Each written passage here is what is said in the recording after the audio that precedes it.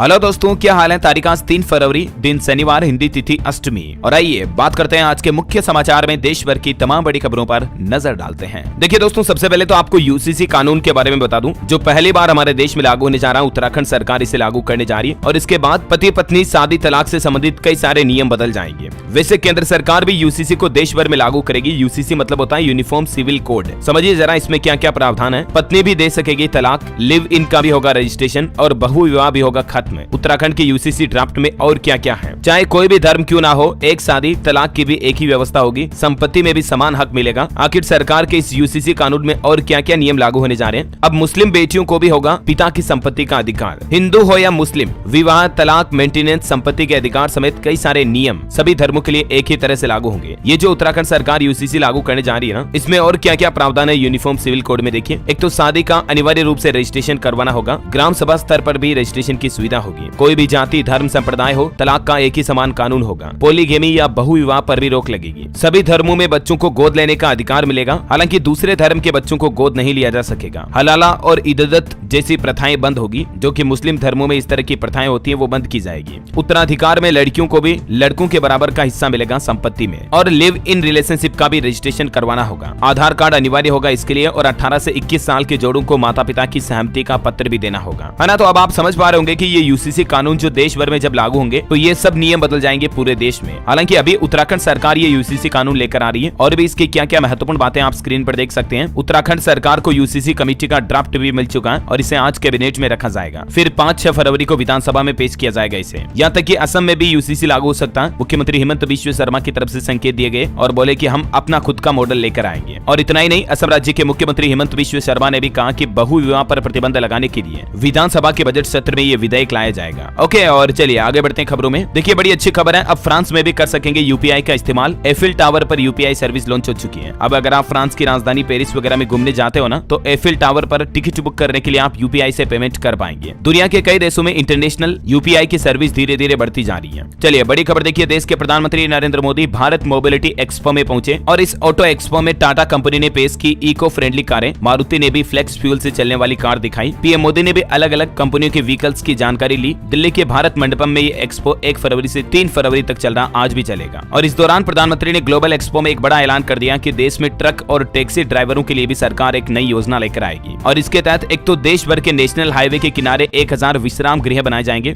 जिससे कि कोई ट्रक ड्राइवर, टैक्सी ड्राइवर है, उसे अगर विश्राम करना तो वहां पर कर पाएंगे। उन्हें होटलों में रुक करके पैसे काट कर रूम लेने की जरूरत नहीं पड़ेगी। इससे ट्रक टैक्सी ड्राइवर चालकों को बड़ी राहत मिलेगी। ये भी सरकार की तरफ से बड़ी घोषणा की गई है। और इस दौरान पीएम मोदी बोले कि देश को 2047 तक विकसित भारत बनाने के लिए मोबिलिटी सेक्टर भी अहम भूमिका निभाएगा। वैसे आपको बता दूं, आज से प्रधानमंत्री नरेंद्र मोदी उड़ीसा और असम राज्य का दौरा करेंगे 3 और 4 फरवरी को। 3 तारीख को आज उड़ीसा आएंगे। यहाँ कई बिजली परियोजनाओं का उद्घाटन भी करेंगे। उड़ीसा में IIM परिसर में राजमार्ग, बिजली और रेल परियोजनाओं का उद्घाटन करेंगे आज प्रधानमंत्री। लगभग 68,000 करोड़ रुपए से भी ज्यादा की परियोजनाओं की सौगात देंगे आज पीएम मोदी अपने उड़ीसा दौरे के दौरान। और देखिए दोस्तों, बजट सेशन में संसद में भी कुछ अनोखे मूवमेंट देखने मिले। कांग्रेस अध्यक्ष मल्लिकार्जुन खड़गे बोले कि अब की बार 400 पार। तो इस बात पर पीएम मोदी हंस पड़े। संसद में ही देख सकते हैं आप कुछ तस्वीरें भी। डीके सुरेश के अलग देश बनाने के बयान पर कहा कि देश तोड़ने की बात स्वीकार नहीं होगी। बजट सत्र संसद का जो ये 9 फरवरी तक चलेगा। इस दौरान चुनावी बातें चीतें भी हो रही हैं। चलिए अगली खबर देखिए आप। 15 फरवरी से शुरू होगा राजस्थान राज्य के सभी स्कूलों में सूर्य नमस्कार का अभ्यास। सफल आयोजन के लिए विभाग को आदेश भी दिए गए हैं। राजस्थान स्कूल शिक्षा परिषद की तरफ से ये नया नियम लागू कर दिया। सभी स्कूलों में प्रार्थना सभा के बाद 10:30 से 11:45 के बीच सूर्य नमस्कार करना अनिवार्य होगा। इसके तहत 5 बार सूर्य नमस्कार का अभ्यास किया जाएगा पहले ही दिन। वैसे आपको बता दूं, राजस्थान के जो पूर्व मुख्यमंत्री थे अशोक गहलोत, वो कोरोना पॉजिटिव भी हो गए हैं। स्वाइन फ्लू की भी पुष्टि हुई है उनमें। हम उनके जल्द स्वस्थ होने की कामना करते हैं। चलिए अगली खबर देखिए दोस्तों, हिमाचल में एक बड़ी दुर्घटना हो गई। हिमाचल बद्दी में एक कॉस्मेटिक फैक्ट्री में आग लग गई। जान बचाने के लिए छत से कूदे कर्मचारी, 1 की जान भी चली गई। 34 का रेस्क्यू किया गया। 25 अभी भी लापता है। हालातों को कंट्रोल करने के लिए आर्मी को बुलाना पड़ा। ये देख सकते हैं आप तस्वीरें और अंदाजा लगा सकते हैं कि आग कितनी भयानक थी। अभी भी लापता मजदूरों की तलाशी की जा रही है। हो सकता है कई और अभी भी अंदर फंसे हो। और वहीं देखिए अगली खबर, मेगा ड्रोन सौदे से भारत की समुद्री सुरक्षा और मजबूत होगी। अमेरिका ने कहा कि इंडिया हमारा सबसे अच्छा दोस्त है। अमेरिका के साथ जो भारत की MQ-9B ड्रोन्स की डील हुई, उसके बाद अमेरिका ने यह बयान दिया कि भारत के साथ हमारे रिश्ते बहुत अहम हैं। हम प्राथमिकताओं पर भारत के साथ मिलकर काम करते हैं। ये अमेरिकी राष्ट्रपति जो बाइडेन की तरफ से बयान दिए गए। और वैसे भारत मालदीव के बीच भी दूसरी मीटिंग शुरू हुई। भारतीय सैनिकों को माले से निकालने पर बातचीत हुई। आपसी सहमति से हल निकालने पर फोकस किया जाएगा। और वही खबर है दोस्तों की तंगहाल पाकिस्तान भी अब मालदीव की आर्थिक मदद करेगा। भारत की तरफ से जब मालदीव की मदद में कटौती हुई तो अब पाकिस्तान बोले कि हम मालदीव को सपोर्ट करेंगे। देखिए मतलब जो खुद दूसरों से मदद लेता फिर रहा पाकिस्तान, वो अब भारत के साथ जो मालदीव के रिश्ते खराब हुए उनमें बीच में हाथ धोने के लिए उतर आया है। चलिए अगली खबर देखिए दोस्तों, रामलला को 11 दिन में मिला 10 करोड़ का दान, 3.5 करोड़ ऑनलाइन मिले और प्राण प्रतिष्ठा से अब तक 25 लाख से भी ज्यादा श्रद्धालुओं ने दर्शन किए। ये दर्शन कर लीजिए आप भी रामलला की भव्य तस्वीर के एक बार फिर से। देखिए मतलब लोगों का दिल रामलला के लिए कितने समर्पित है। 22 तारीख को जो रामलला की प्राण प्रतिष्ठा हुई उसके बाद अब तक 11 दिन के दौरान 10 करोड़ से भी ज्यादा का दान आ चुका है, जिनमें 6.5 करोड़ दान पेटी में आए, जबकि 3.5 करोड़ ऑनलाइन दान भी मिला है। लोगों की भक्ति श्रद्धा रामलला के लिए वाकई में बहुत समर्पित है। और वही खबर है कि देश की राष्ट्रपति द्रौपदी मुर्मू ने भी राष्ट्रपति भवन का अमृत उद्यान आम जनता के लिए खोल दिया है। 50,000 लोगों ने पहले ही दिन टिकट बुक किए। मुर्मू ने उद्यान उत्सव 2024 की शुरुआत भी की। आप भी चाहे तो अब राष्ट्रपति उद्यान में घूमने के लिए ऑनलाइन टिकट बुक कर सकते हैं इस पोर्टल के जरिए। 31 मार्च तक अमृत उद्यान में आम आदमी भी विजिट कर पाएंगे। और बड़ी खबर देखिए, CAA के नियम भी तैयार हो चुके हैं। नागरिकता के लिए ऑनलाइन आवेदन होगा। 2014 से पूर्व भारत आने की शर्त में बदलाव भी संभव है। UCC के अलावा आपको पता होगा हमारे देश में सरकार CAA कानून भी लागू करने की तैयारी में है। 4 साल पहले से इसकी चर्चा चल रही है। अब ये नागरिकता संशोधन अधिनियम को लागू करने की तैयारियां पूरी हो गई हैं। केंद्रीय गृह मंत्रालय के सूत्रों की माने तो इसके लिए कुछ नए फ्रेमवर्क भी बनाए गए हैं। वैसे ये क्या है नागरिकता संशोधन कानून, जिसके पॉइंट्स भी आप देख सकते हैं स्क्रीन पर। चलिए अगली बड़ी खबर आ रही है, उत्तर प्रदेश वाराणसी ज्ञानव्यापी में जो हिंदुओं को पूजा करने की इजाजत दी गई तहखाने में, उसके बाद व्यास तहखाने में स्थापित की गई शिव, गणेश और हनुमान की प्रतिमा भी हिंदुओं को पूजा का अधिकार दिया हाल ही में वाराणसी कोर्ट ने। तो उसके खिलाफ इलाहाबाद हाईकोर्ट में मुस्लिम गए, लेकिन ज्ञानव्यापी व्यास तहखाने में पूजा जारी रहेगी। इलाहाबाद हाईकोर्ट ने रोक लगाने से इनकार कर दिया। अब 6 फरवरी को इस मुद्दे पर केस की सुनवाई होगी। हालांकि मुस्लिमों का कहना कि अब वो सुप्रीम कोर्ट जाएंगे। जमीयत के पदाधिकारी बोले कि फैसला पूरी तरह से गलत है, हमारा पक्ष सुना ही नहीं गया। हालांकि ज्ञानव्यापी में हिंदुओं को पूजा करने की इजाजत देने के बाद कल शुक्रवार को जुमे की पहली नमाज हुई। तो देखिए ज्ञानव्यापी में जुमे की नमाज से लाइव रिपोर्ट आ रही, हर कोई कर रहा था तहखाने की चर्चा। तकरीर में शहर मुफ्ती बोले कि आज भी हम जुमरियत की करेंगे बात। तो ये कुछ माहौल चल रहा है ज्ञानव्यापी को लेकर। और फिलहाल देखिए आप अगली बड़ी खबर, अब ऑनलाइन मिलेगा सस्ता भारत चावल। महंगाई से निपटने के लिए बजट के बाद सरकार ने नया फैसला लिया है। खुदरा बाजार में मात्र 29 रुपए प्रति किलो चावल बेचेगी सरकार। कारोबारियों को भी पोर्टल पर स्टॉक अपडेट करने के लिए कह दिया है। चावल की बढ़ती कीमतों पर सरकार की नजर है और रोक लगाने के लिए ये शानदार फैसला लिया गया। सरकार की तरफ से कल शुक्रवार को बजट के बाद ऐलान किया कि अब अगले सप्ताह से ही खुदरा बाजार में यानी कि रिटेल मार्केट में 29 रुपए प्रति किलो के भाव पर भारत राइस ब्रांड के तहत सरकार खुद चावल बेचना शुरू कर देगी। ऑनलाइन भी आप ई-कॉमर्स प्लेटफॉर्म के जरिए भारत राइस की खरीदारी कर पाएंगे और बाजार में भी अगले सप्ताह से 5 से 10 किलो के पैकेट में भारत ब्रांड के नाम से चावल के पैकेट आपको मिल जाएंगे। चलिए अगली खबर है, IAF यानी कि इंडियन एयरफोर्स यानी भारतीय वायुसेना 17 फरवरी को राजस्थान के पोखरण में अपनी शक्ति का प्रदर्शन करेगी। राफेल, प्रचंड अपाचे भी अपनी ताकत दिखाएंगे। और देखिए बड़ी खबर, आप मोदी सरकार के तीसरे कार्यकाल में यह होगा बड़ा राजनीतिक एजेंडा। वित्त मंत्री निर्मला सीतारमण ने तैयार की सियासी पिच। जी हां, अभी आपको पता होगा लोकसभा चुनाव आने वाले हैं और देश के प्रधानमंत्री नरेंद्र मोदी 26 मई 2014 से लगातार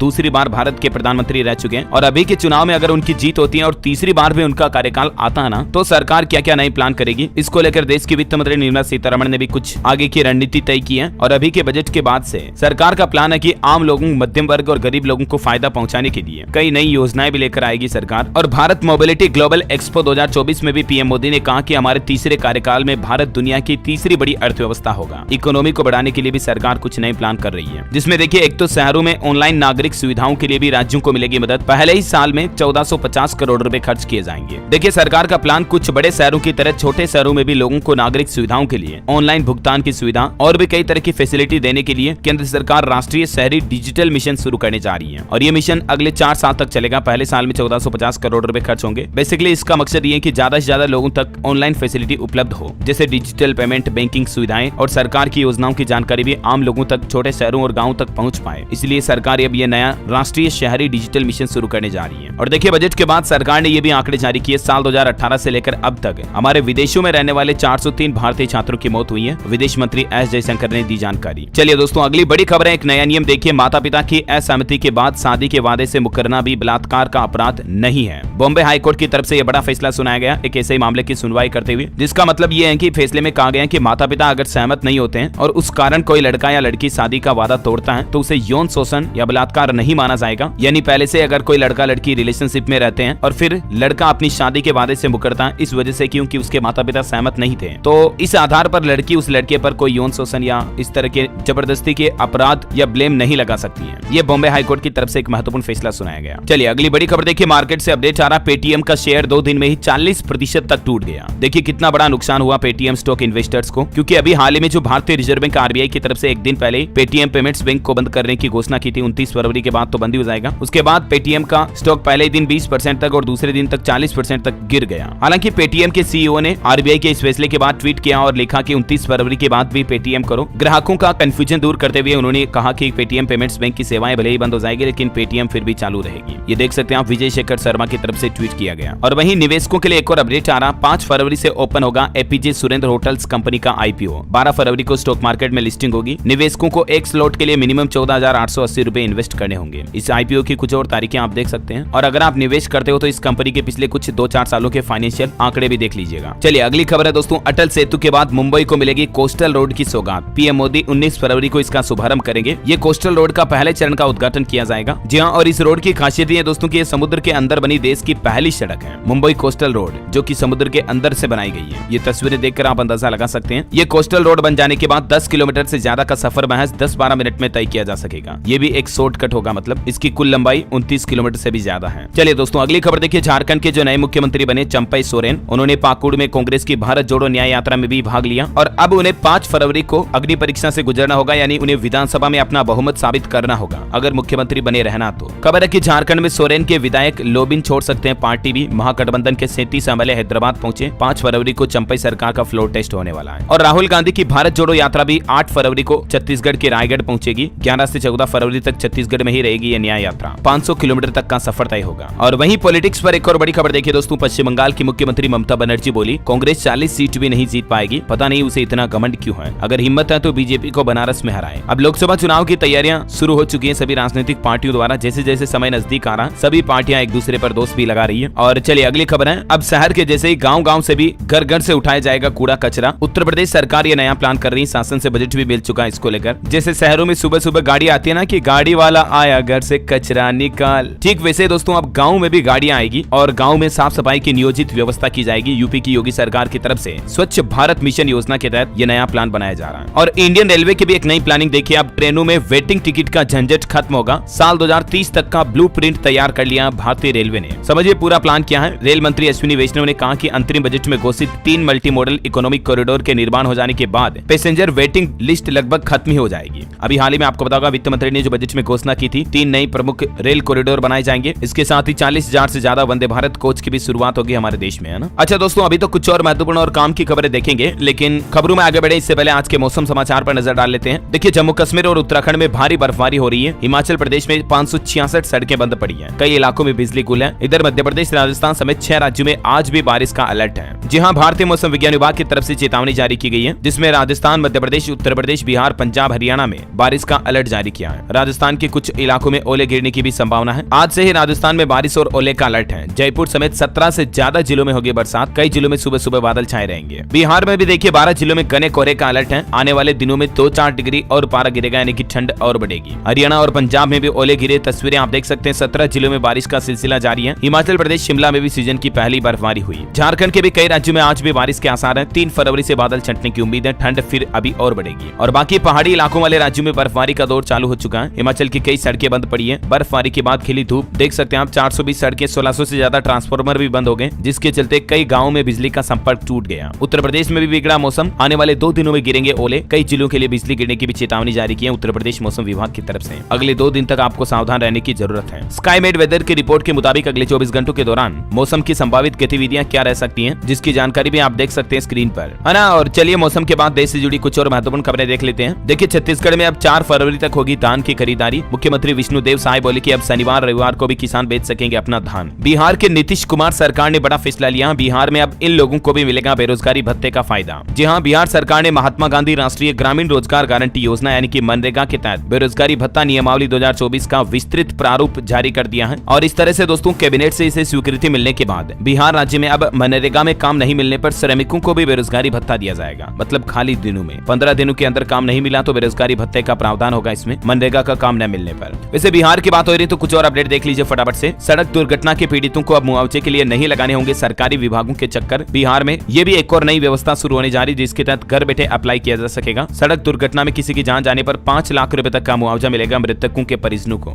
और गंभीर रूप से घायलों के लोगों को 2.5 लाख रुपए तक सहायता राशि दी जाएगी। राज्य में सड़क दुर्घटना में पीड़ित श्रमिकों को फायदा देने के लिए सरकार की तरफ से ये नई योजना शुरू की गई है। और अब घर बैठे ही आवेदक ऑनलाइन इस पोर्टल के जरिए अपने मुआवजे के लिए अप्लाई कर पाएंगे। accidentclaim.bihar.gov.in ये बिहार सरकार की तरफ से पोर्टल की शुरुआत कर दी है। अच्छा, और वहीं बिहार में शराब मामले में कार्रवाई को लेकर भी हाईकोर्ट ने बड़ा फैसला लिया। अब इन मामलों में बाइक नहीं होगी जब्त। दरअसल अब बिहार में बाइक पर सवार किसी व्यक्ति के पास अगर शराब जब्त की जाती है तो ऐसे मामले में उस व्यक्ति पर तो कार्रवाई की जाएगी, लेकिन बाइक को जब्त नहीं किया जाएगा। बिहार पटना हाईकोर्ट की तरफ से ये अहम फैसला सुनाया गया। यानी कि ऐसी स्थिति में उक्त मोटरसाइकिल को बिहार के शराबबंदी कानून के तहत जब्ती करने की इजाजत नहीं होगी सरकार को। चलिए बड़ी खबर देखिए, मध्य प्रदेश में अग्निवीर की भर्ती की तैयारी करने वालों को मिलेगी फ्री कोचिंग की सुविधा। मुरैना में मुख्यमंत्री मोहन यादव की तरफ से ये बड़ी घोषणा की गई। युवाओं को 360 घंटे फ्री ट्रेनिंग भी दी जाएगी। अच्छा, और वहीं दोस्तों अगर आप भी अयोध्या में रामलला के मंदिर घूमने के लिए जाते हो तो रामलला के साथ में फोटो ले पाएंगे। मंदिर में लगे AI कैमरों से कमाल की तस्वीर मिलेगी। जल्द ही इसके लिए एक मोबाइल ऐप भी तैयार किया जाएगा। ये भी नई व्यवस्था की जा रही है मंदिर ट्रस्ट की तरफ से। चलिए बड़ी खबर देखिए, आईफोन, आईपैड या iMac यूज करने वाले हो जाएं अलर्ट। सरकार की तरफ से एक बड़ी चेतावनी जारी की गई है। दरअसल सरकार के CERT का कहना कि इन सभी प्रोडक्ट्स पर हैकर्स की नजर है और हाल ही में कई ऐसे मामले भी सामने आए जिसमें आईफोन को भी हैकर्स आसानी से हैक कर सकते हैं। एप्पल डिवाइस यूजर्स के लिए स्पेशली अलर्ट जारी किया गया है और इसलिए सरकार ने लोगों से कहा कि आप अपनी सिक्योरिटी को अपडेट कर लें और अगर आपके फोन में सॉफ्टवेयर अपडेट अवेलेबल है तो iOS का लेटेस्ट वर्जन भी अपडेट कर लें। एप्पल कंपनी की तरफ से भी सॉफ्टवेयर अपडेट को लेकर ये जानकारी दी गई है। चलिए खबर है, देश के राष्ट्रपति द्रौपदी मुर्मू ने हरियाणा फरीदाबाद में सूरज कुंड मेले का उद्घाटन किया। 18 फरवरी तक शिल्प कलाओं का उठा सकेंगे लुत्फ।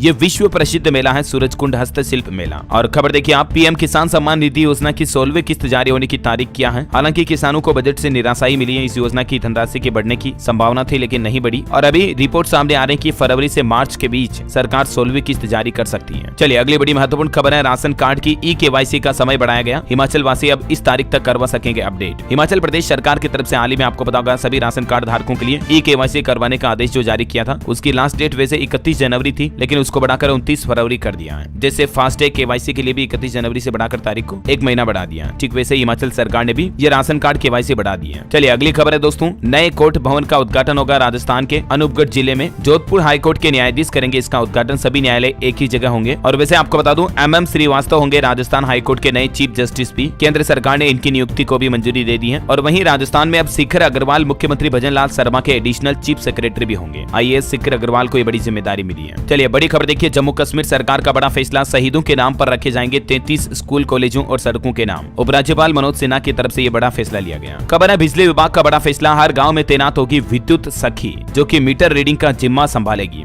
उत्तर प्रदेश सरकार की तरफ से नया प्लान किया जा रहा। गाँव में रहने वाली महिलाओं को रोजगार देने के लिए अब समूह की महिलाएं ग्रामीण अंचल में बिजली उपभोक्ताओं के यहाँ मीटर रीडिंग लेने और मौके पर ही बिल जमा कराने की जिम्मेदारी लेगी। इसके लिए फिलहाल 312 विद्युत सखियां चयनित की गई है और जल्द ही 982 गाँव में ये नई सुविधा शुरू होगी विद्युत सखियों की। मध्य प्रदेश के छिंदवाड़ा में नया नियम लागू हो चुका। अब बिना हेलमेट के नहीं मिलेगा पेट्रोल। सड़क सुरक्षा समिति की बैठक में लिया गया निर्णय। और वहीं देखिए हरियाणा के एक और जिले को महानगर का दर्जा देगी सरकार। हरियाणा के हिसार को भी हरियाणा सरकार ने मेट्रोपॉलिटन डेवलपमेंट अथॉरिटी HMDA बनाने का फैसला किया है और हिसार इस तरह से राज्य के 22 जिलों में से 5वां जिला होगा जिसके विकास के लिए एक अथॉरिटी भी बनाई जाएगी। यानी हरियाणा हिसार की भी गिनती अब महानगर में होगी। और खबर है, उत्तर प्रदेश के इस जिले में 80,000 लोगों को मिल सकता है आवास, 60,000 महिलाओं को मिलेगा रोजगार। केंद्र सरकार की ओर से अंतिम बजट जारी होने के बाद खबर आ रही कि उत्तर प्रदेश के हरदोई में भी हजारों बेघर लोगों को उनका आवास मिलने की संभावना है। 60,000 महिलाओं को भी रोजगार मिलेगा लखपति दीदी के रूप में। और वैसे बजट के बाद हमारे देश के केंद्रीय स्वास्थ्य मंत्री ने घोषणा की है कि हर जिले में होंगे मेडिकल कॉलेज। केंद्र और राज्य सरकार दोनों इस पर खर्च करेगी और मेडिकल कॉलेजों की संख्या बढ़ाई जाएगी, जो वित्त मंत्री निर्मला सीतारमण ने बजट में भी घोषणा की थी, आपको पता होगा। वैसे बजट की बात हो रही तो आपको बता दूं, रेल बजट को लेकर भी सरकार ने जो आंकड़े जारी किए उसमें उत्तर प्रदेश को सबसे ज्यादा 20,000 करोड़ का बजट मिला है। बिहार दूसरे नंबर पर रहा। और भी आप कुछ राज्यों की लिस्ट और आंकड़े देख सकते हैं कि किस राज्य को कितना रेल बजट मिला है। और वहीं देखिए मनरेगा के बजट में भी 26,000 करोड़ की बढ़ोतरी से चमकेगी उत्तराखंड की तस्वीर। रोजगार के बढ़ेंगे अवसर। बिहार को मिलेगा 7,500 करोड़ का ब्याज मुक्त लोन भी। इसके लिए केंद्र सरकार की कुछ शर्तें भी पूरी करनी होगी, जिनकी जानकारी भी आप देख सकते हैं। और उत्तराखंड में G20 के आयोजन वाले क्षेत्रों में होगा पर्यटन का विकास, सुविधाएं बढ़ेगी। सरकार यहाँ वैश्विक ब्रांडिंग भी करेगी। और वहीं बजट के साथ ही कैबिनेट ने एक और बड़ा फैसला ये भी लिया कि साल 2026 तक BPL राशन कार्ड धारकों को चीनी पर सब्सिडी मिलती रहेगी। यानी कि सस्ते में जो राशन के तहत हर महीने शुगर दी जाती है, शक्कर, वो मिलती रहेगी। लगभग 2 करोड़ परिवारों को इसका लाभ मिलेगा। इस पर भी सरकार ने मुहर लगा दी है। चलिए अगली खबर है कि अयोध्या में 11 फरवरी को रामलला के दर्शन करेगी मुख्यमंत्री योगी आदित्यनाथ की पूरी कैबिनेट, मतलब सभी मंत्री वगैरह 11 तारीख को अयोध्या आएंगे। और खबर है, साउथ एक्टर विजय थालापति ने लॉन्च की अपनी खुद की राजनीतिक पार्टी तमिजका वेत्री कड़गम। ये उन्होंने अपनी पार्टी का नाम रखा। बोले कि इस बार तो लोकसभा चुनाव नहीं लड़ेंगे, लेकिन कुल मिलाकर के थालापति विजय ने अब राजनीति में भी कदम रख लिया है। चलिए खबर है, हरियाणा के मुख्यमंत्री मनोहर लाल खट्टर का बड़ा ऐलान। 264 कॉलोनियों को नियमित यानी कि वैध किया जाएगा। मुख्यमंत्री ने सस्ते प्लॉट फ्लैट का भी पोर्टल शुरू कर दिया। 4 जिलों में 1 महीने का बिजली बिल चुनने की भी छूट होगी। वहीं हरियाणा के लगभग 3 लाख गरीबों को आशियाना देगी मनोहर लाल खट्टर सरकार। मुख्यमंत्री बोले कि अब कोई भी गरीब बिना छत के नहीं रहेगा। जल्द ही गरीबों के लिए नई मुख्यमंत्री आवास योजना के तहत प्लॉट फ्लैट उपलब्ध कराएगी हरियाणा सरकार। और खबर है दोस्तों, देश की राष्ट्रपति द्रौपदी मुर्मू 14 तारीख को राजस्थान बेनेश्वर धाम का दौरा करेगी। लखपति दीदी योजना में महिला सम्मेलन में भी हिस्सा लेगी। बड़ी खबर देखिए, उत्तर प्रदेश दिल्ली के बॉर्डरों पर सुबह से ही जाम लगा हुआ है। आम आदमी पार्टी बीजेपी के प्रोटेस्ट के ऐलान से पुलिस एक्टिव हुई। झंडा लगे वाहनों पर पैनी नजर रखी जा रही है। कुछ तस्वीरें आप देख सकते हैं। और खबर है दोस्तों, टेस्ला कंपनी ने अमेरिका में रिकॉर्ड तोड़ 22 लाख गाड़ियां वापस बुलाई है। डैशबोर्ड पर गलत फॉन्ट साइज था, इससे एक्सीडेंट होने का खतरा बना रहता है और कंपनी अपनी खराबी को दूर करेगी। देखिए मतलब कंपनी कितनी बारीक डिटेल्स पर नजर रखती है।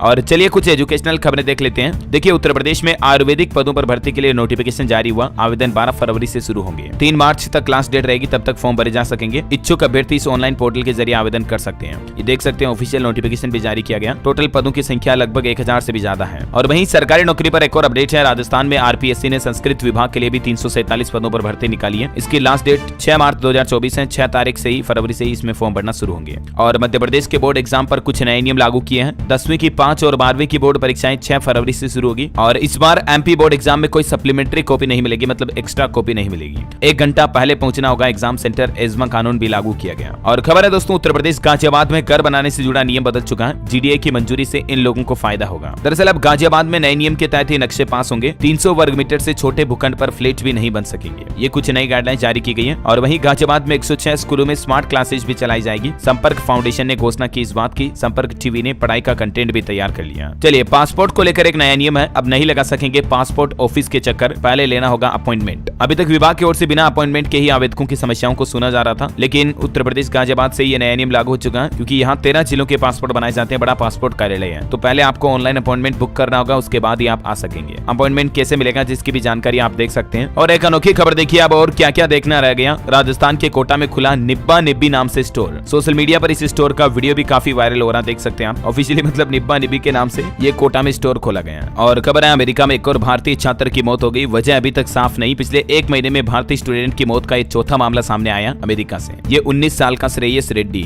जो हैदराबाद का रहने वाला था। अब भारत सरकार इसकी जांच भी करेगी। और वहीं देखिए उत्तर प्रदेश के जगत गुरु राम भद्राचार्य अचानक बीमार हो गए, तबीयत खराब हो गई। उन्हें एयर एम्बुलेंस से देहरादून शिफ्ट किया गया। सीने में दर्द की शिकायत के बाद आगरा में भर्ती हुए थे। मुख्यमंत्री योगी आदित्यनाथ ने फोन करके उनका हाल भी जाना। वहीं देखिए बड़ी खबर, मालदीव से 10 मई तक सैनिक निकालेगा भारत। दिल्ली में हुई बातचीत के बाद फैसला लिया गया। पहला चरण 10 मार्च तक पूरा होगा। और खेल समाचार पर खबर है, दूसरे टेस्ट का पहला दिन यशस्वी के नाम रहा। जायसवाल 179 पर नाबाद रहे। टीम इंडिया का स्कोर 336/6 चल रहा है। भारत इंग्लैंड के बीच 5 मैचों की टेस्ट सीरीज के दूसरे मैच का पहला दिन भारतीय ओपनर यशस्वी जायसवाल के नाम पर रहा है। और अंत में आज के राशिफल पर नजर डालें। देखिए आप 3 फरवरी का कुंडली राशिफल कहता है शनिवार को मेष, कर्क, सिंह और कुंभ राशि के लोगों को लाभ मिलेगा। मिथुन राशि के लोग थोड़ा सतर्क रहें आज। वृषभ राशि के लोगों को भी आज अच्छा लाभ मिलेगा। तुला राशि के लोगों की पारिवारिक चिंता भी दूर होगी, है ना। और दोस्तों आप मुझे कमेंट करके बताइए कि भारत में स्थित कोई 2 खारे पानी की झीलों के नाम लिखिए। कमेंट करके लिखना आपको। और साथ ही इस वीडियो को लाइक और शेयर करना। DLS न्यूज चैनल को सब्सक्राइब करके बेल आइकन जरूर दबा देना। रोजाना ऐसे इन्फॉर्मेटिव काम की खबरें देखते रहने के लिए। जय हिंद, जय भारत, वंदे मातरम।